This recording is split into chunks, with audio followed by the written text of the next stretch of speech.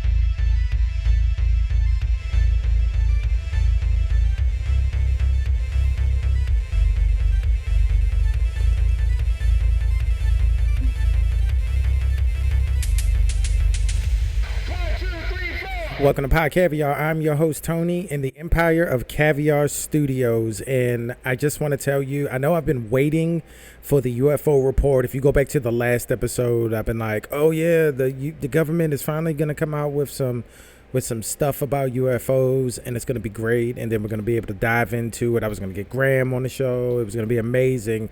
Turns out that UFO report was full of shit. And it wasn't like a fake report, or was it? They weren't trolling us. They just didn't have anything. They didn't have anything. They didn't have any real information. It was either, it could be aliens, it could be a foreign adversary, a country. But basically, the government doesn't know. So I'm going to take some time in this episode to talk about my theories. First of all, I'm going to expand on the theories that I had in my last episode when I was saying that we have a lot of things, ways, methods, techniques, theories on who aliens are, where they come from, how they get here, how they leave here, blah, blah, blah, blah, blah, right? But if you go back to my last episode, I was saying that space is so big that it's going to be hard for aliens to traverse the universe, because a speed, like, we see stars in the distance, and it will be like, or scientists, NASA, they're like, oh, it's 18 light years away. That means that you have to go the speed of light for 18 years to get wherever we're seeing. The stars in the sky are far away, and we see them, but it's on a time delay. So you can have a star that's 18,000 light years away. We'll still see the light, but the star can theoretically be destroyed.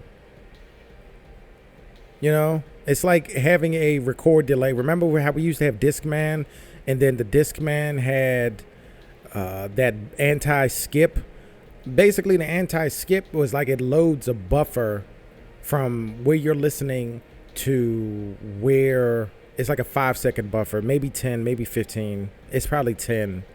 And it loads that music into the memory. So you're not hearing the CD played live. You're hearing a 10-second delay. So if you walk around with the Discman in your pocket, and let's say you fall down some stairs, the music is going to keep playing unless you fall past 10 seconds. Then you might hear some skips, but that's pretty much how it works. So if aliens have been traveling at the speed of light, warp speed, the speed of light, whatever, and they get here, okay, are they going to just skip and keep going?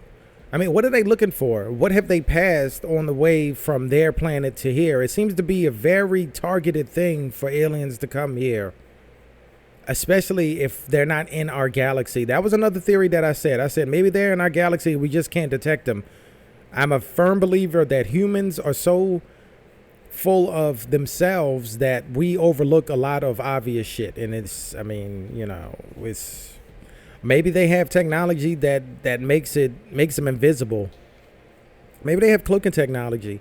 I think the most logical thing that we are seeing is that I think we're seeing aliens, quote unquote, but they're probably hidden in the sea.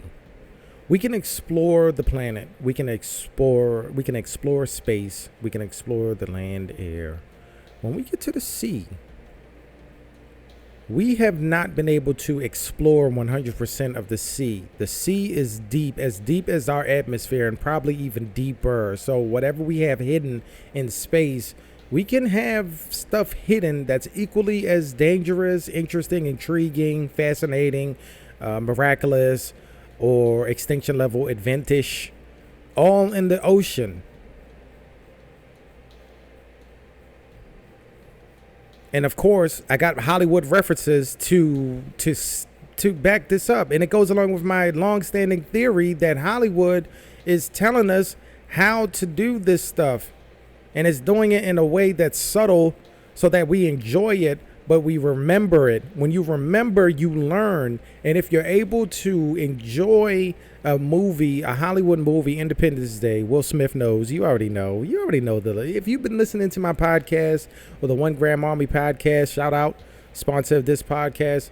Listen, it's Hollywood. So let's say, go back to Independence Day. Aliens came here. We figured out how they were communicating their signal. We came to, all the humans came together. We figured out a way to get them out of here, right? How would you like to do that in real life? But instead of, and Amazon Prime, The Future War just came out, and it goes along with what I was saying. That movie is awesome. It's got great action in it. The storyline is really confusing, and it's like some plot holes, but still. And what did I say? In that movie, spoiler alert, if you haven't seen The Tomorrow War, watch it and then come back and pick up right here. We're at what? 7 minutes, just past 7 minutes. Well, what I'm saying is that those aliens were on the planet. They crashed into an area of Russia, and they were frozen because of global warming. The ice started melting, and they thawed out, and then they took over the planet. They started a war with humans in the future. And then future humans had to send humans to the past to tell us dumb regular humans that aliens are coming. But you won't have to do that in real life because, we already know. Not only will we know, we'll know how to fight them. We'll know how to, listen, Independence Day, The Future War, Battle of Los Angeles, what else? War of the Worlds, Mars Attacks, even. I'm telling you now, I have confidence in my theory because it's more to it than just a bunch of good movies. There's more to it. And strictly speaking, Arrival. How did I forget about that? Arrival. Listen, go watch these movies. Independence Day, Battle of LA, Arrival, The Future War, Mars Attacks. That's 5 right there. And you'll get a better understanding of my theory. These movies are great, but there's too coincidental is the word. It's like, come on, man. And for us to think that aliens came from 18 million light years away? Dude, 18 light years away is a long time. Add that number up and go do the calculation. I did the calculations in the last episode. I looked it up. I went to Google and I was like, how fast is the speed of light? You have to be traveling at the speed of light for 18 years in this example just to get to something that might not even be there. So they could use wormholes. A wormhole is like a tunnel between one point and the other. It compresses the space. So you have a hole and you have another hole, an entrance and an exit. It's like literally just a tunnel. In between that, you're going through miles and miles of space, kilometers. I don't know how they use it in space. What's is it light years? It might be light years. I've been saying light years, but like, you get what I'm saying, right? Interstellar is another movie that you need to go check out. All right. It's some weird conspiracy. I'm telling you, I got to go to Hollywood. It's right down the street. I got to go get famous. And then I got to start getting in the movie so I can give you guys some inside info. So I can be like, hey, I wasn't tripping when I said this. Aliens are really coming. We got to start getting prepared. I'm serious, for real. Where are they going to be at on our planet? The most logical explanation for this is that they're under the water where they can't get to. Well, we can't get to them, but they can get to us. You got to have some sort of technological advances, not only to not only live that deep underwater, but to stay alive and then be able to come to the surface, see what's going on. I think it's just humans that have. It's just like when fish evolves to come on the on land. You know, all of a sudden a goldfish jumps out of the water and then it's a completely different animal now, right? So who's to say humans didn't do the same thing, but in reverse? You feel me? And we've seen this throughout history. Even in ancient Egyptian hieroglyphics, they've shown that there has been something that has contacted people.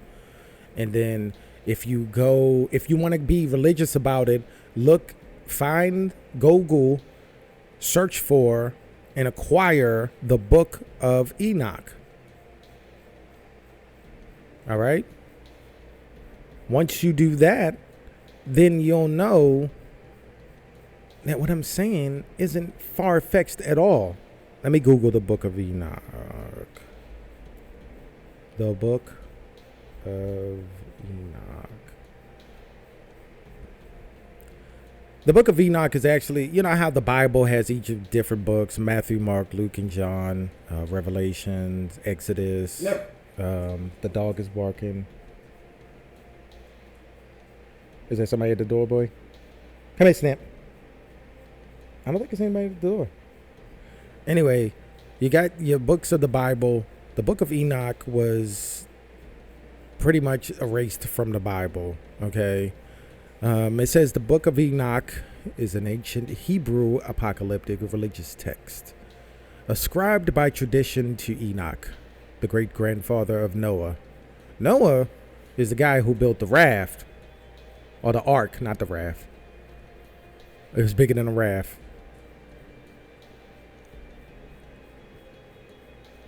I'm waiting for Wiki One to load. Enoch contains unique material on the origins of demons and Nephilim, why some angels fell from heaven, an explanation of why the Genesis flood was morally necessary, and prophetic exposition of the 1,000-year reign of the Messiah. It's not part of the biblical canon used by Jewish people. Wikipedia says Jews. I'm going to say Jewish people. Apart from Beta Israel Ethiopian Jewish people, while the Ethiopian Orthodox Tewahedo Church and Eritrean Orthodox Tewahedo Church, man, I hope I'm saying that right. Forgive me if I'm not. Consider the Book of Enoch as canonical. Other Christian groups regard it as non-canonical or non-inspired, but many accept it of having some historical or theological interest, meaning they know it's real. Because if you're gonna have the Bible, the basic instructions before leaving Earth, for all you religious people out there, I see religion as a stepping stone to spirituality. I'm glad I made that jump and I made that journey. But for people who just believe in religion, it's there for you. But you got to learn how to dig deeper.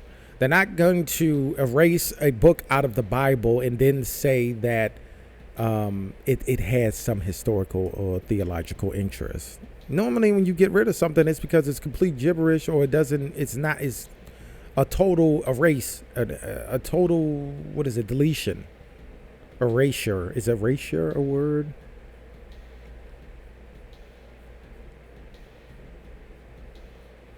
The first part of the Book of Enoch describes the fall of the Watchers, the angels who fathered the angel-human hybrids called Nephilim. The remainder of the book describes Enoch's visits to heaven in the form of travels, visions, and dreams, and his revelations. What I'm saying is that the Nephilim came down to earth. All of them didn't get destroyed. They went underground. They stayed underground. They became their own thing. They became a part of their own culture. They created their own underground civilization. And maybe there's many different forms of them. That's why you get lizard people. That's where you get the lizard people conspiracy. This is something that we talked about before. It all connects. It all connects. When you start taking bits and pieces together, understand that maybe you're fucking wrong. There's a difference between a conspiracy that is self-aware, because I know maybe I'm wrong. But man, everything in my body is telling me that it's something here. There's something here. 10-4 had people just believe that what they're saying is true. Look at that QAnon documentary by that HBO had, HBO Max. They did a great docuseries on QAnon and how Q had their followers and how everybody that's in that group just full on believes everything. The Pizzagate, all that bullshit that people that have 2 brain cells know that, nah, they're just fucking with y'all. None of that shit is true. I know what I'm saying sounds crazy. I'm saying that Hollywood movies are secretly preparing us for some sort of alien invasion.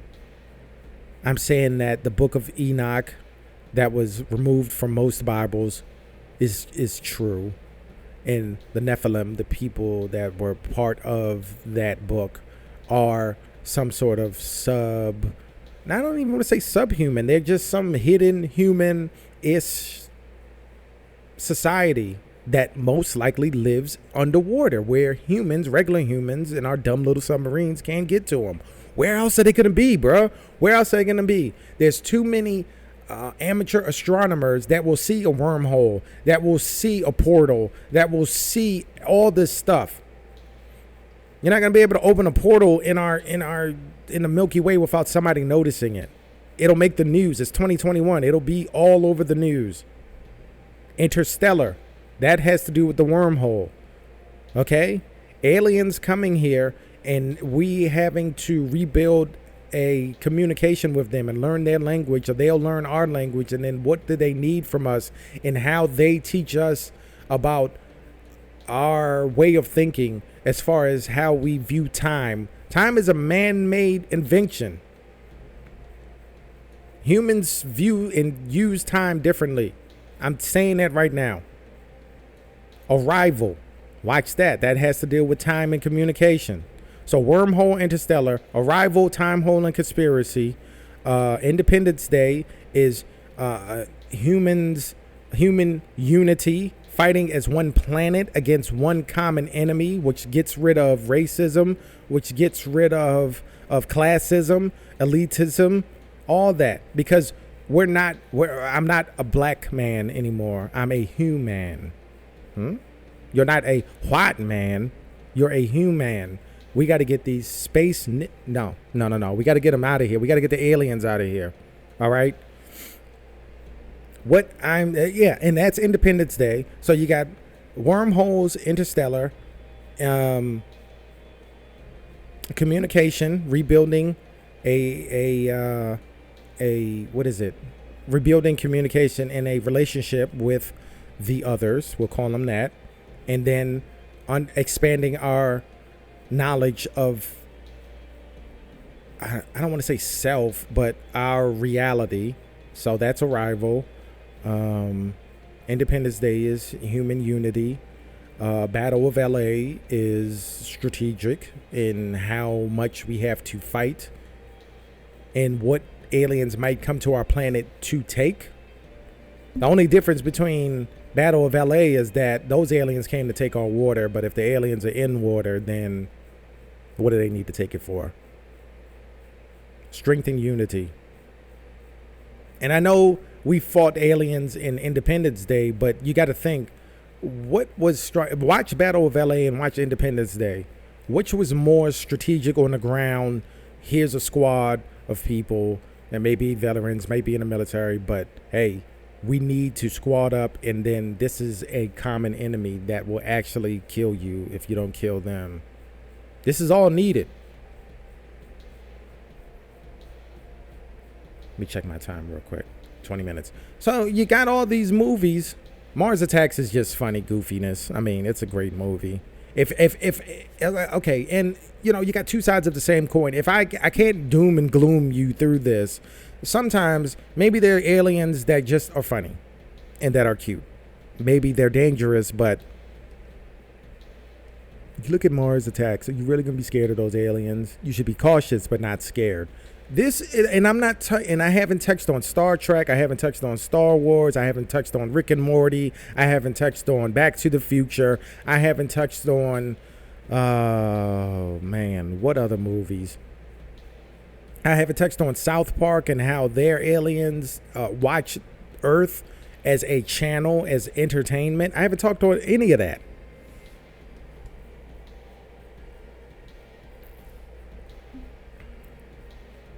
I'm over here drinking coffee right now.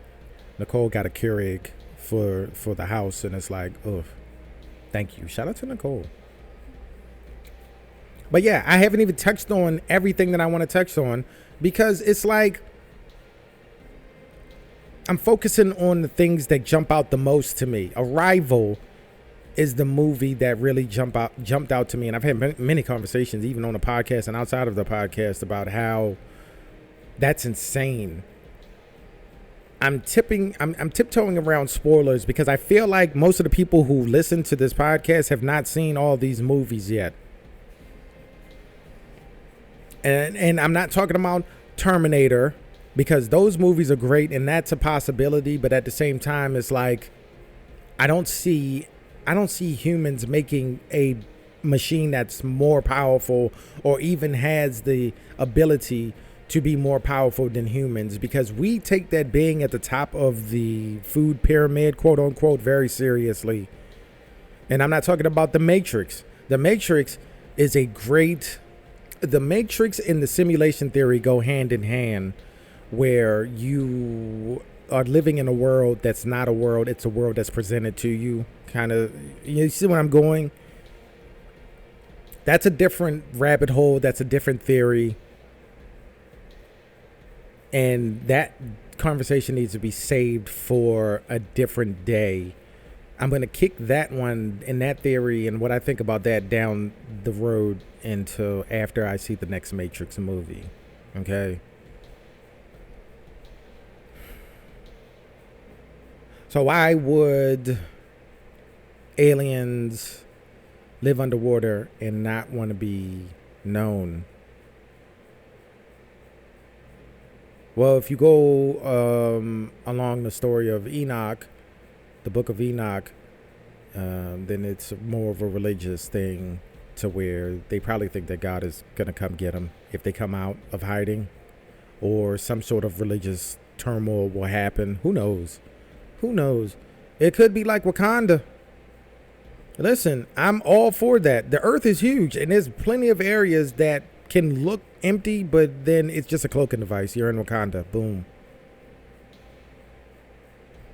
All I'm saying is that do not completely disregard these movies as just pure entertainment, because they're dropping facts. And I want everybody to just have it in the back of your mind. You don't have to come down this rabbit hole with me. I mean, I'm down here. I'm taking a look around. I'm sending communications back, and I'm letting you guys know which way I'm going. Which topic am I focused on right now? And I gotta tell you, there ain't no aliens coming from outside of our galaxy. It's just not gonna happen. I don't get it. I don't understand. Where would they do that and not be picked up on some sort of radar, some sort of amateur astronomer, some sort of professional astronomer? There's so many satellites that just point to the sky, and they're looking for shit like that, bro. The aliens are not coming from outside of our galaxy. There was something in the report from the government that said that aliens, quote unquote, have the power to disable the nuclear weapons arsenal, the ICBMs of our military, the U.S. military. And I suppose if you can do it for our military, then they can do it for any other military. If you can disable the best, you can disable everybody that falls under the best. All right? Why would aliens need to disable the nukes? Why would they disable the nukes and not attack? Because of all the weapons that we have on this planet, a nuclear weapon is the strongest.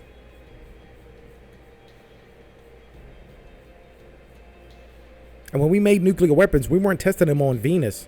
We should have been. But we tested them on this planet. So if aliens are coming here and disarming the nukes or the arsenals, then maybe it's because we've been testing those nukes on this planet and it's time for us to stop. See? Come on, man. Either that or it's a government agency that's unknown to most, that's screwing and testing new technology that's top secret on another government agency. And then you just don't know. The government is so deep and it's so intricate that there are departments that you're not going to know about them unless you work for them. And I'm not talking about Area 51. I'm not talking about Skunk Works. We know that. We know what goes on in Area 51. And then aliens is technology.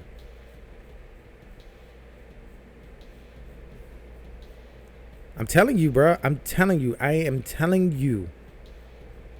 It all connects. You take bits and pieces from here, and then you get some sort of theory to go along with it. And then you lean that theory out and get rid of everything that's like, oh, that's probably not going to happen. Oh, that's probably not true. And then what do you have? What do you have? What do you have? I'll tell you what you have. You have Pod Caviar. You got me. You got, here dropping knowledge, and I'm letting you guys know. And there's really nothing else left to say about that. Watch the movies. Independence Day, Arrival, Interstellar, Mars Attacks. What was the other one? What was the fifth one? Battle of Los Angeles. Start with those 5. And then let me know on Twitter at Not Having It. Let me know. And then we'll discuss it from there. It's very simple. I'm down the rabbit hole. I'm doing all the hard work. I'm doing all the thinking. I'm doing all the theorizing. All I need you to do is subscribe to this podcast, subscribe to the 1 Gram Army podcast, subscribe to, Game Caviar. You know what? Just subscribe to Pod Caviar, subscribe to the 1 Gram Army. Follow us on Twitter. I'm at Not Having It. I think Graham is the 1 Gram Army. If you follow me, you'll find Graham. Listen, you got to subscribe, though. This is the most widely available podcast in the world. Graham's podcast, the 1 Gram Army podcast, is available on all major podcast platforms. Find us before we find you. And then go to shirtcaviar.com and immerse yourself in that art. And if you want to buy something, use code OGA at checkout to get 10% off your order. This has been another great episode of Pod Caviar. And I got like 2 more minutes left. And I know it's not as frequent as it used to be. Things have changed, but I mean, I'm telling you, and I haven't posted another one because I was so pumped about this UFO thing. I was like, I'm just going to blow it all to proportion. We're going to have so much information to go through. Let me rest. Let me just take care of other things I need to take care of. I'm going to step away from the podcast. And then the government dropped a dud. So I'm back. I got more time on my hands, bro. I'm about to hop on Twitch, do some streaming. I did some COD zombie streaming earlier. Follow me on Twitter, and then that will sprawl out into everything that I have going on, whether it's on YouTube, Twitch, Facebook, your book, my book, all the books in the library. It doesn't matter. What matters is that you but you subscribe to everything that we have going on so that you know when the next big chapter of this whole thing drops. You got to know. You're not going to know unless you subscribe. So do that, and then I'll see you on the next episode. This has been great. This has been Pod Caviar. I'm Tony, and I'm out. Peace.